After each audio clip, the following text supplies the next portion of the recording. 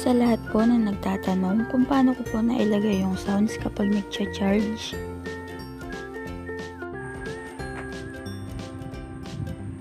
Punta po muna tayo sa Play Store.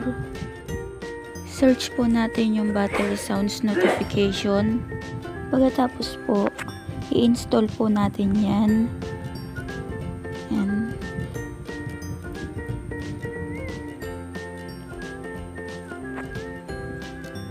Tapos, punta tayo ng Chrome.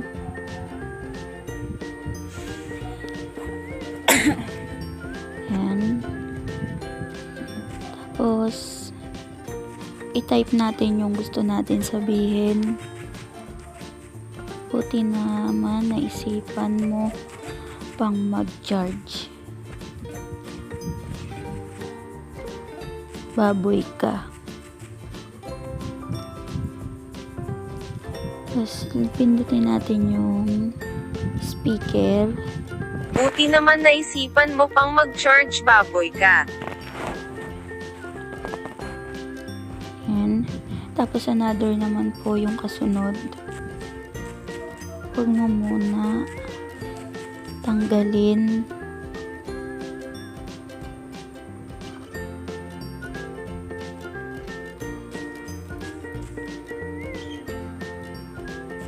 Hindi pa full charge.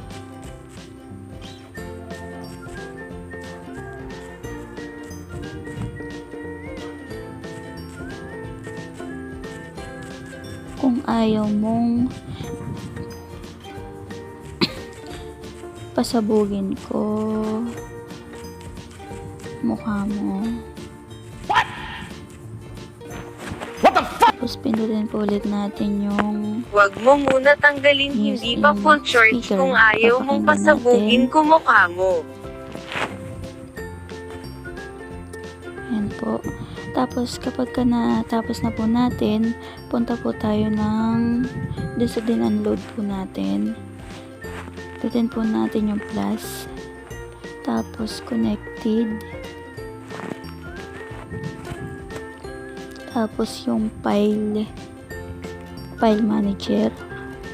Yan po. Hanapin po natin dyan yung ating itinype sa Google. Gago! Tapos ayan na po siya. Tapos okay po. Tapos disconnected. File manager ulit yung pipindutin. Tapos yung isa naman, yan. Save.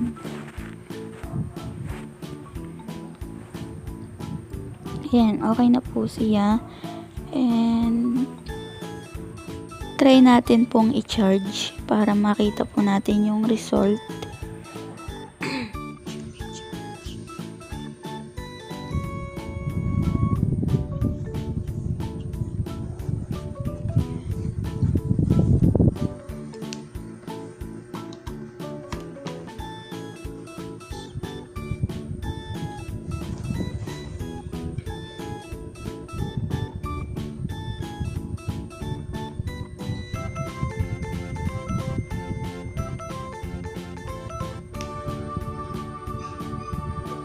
Buti naisipan mong mag-charge, baboy ka.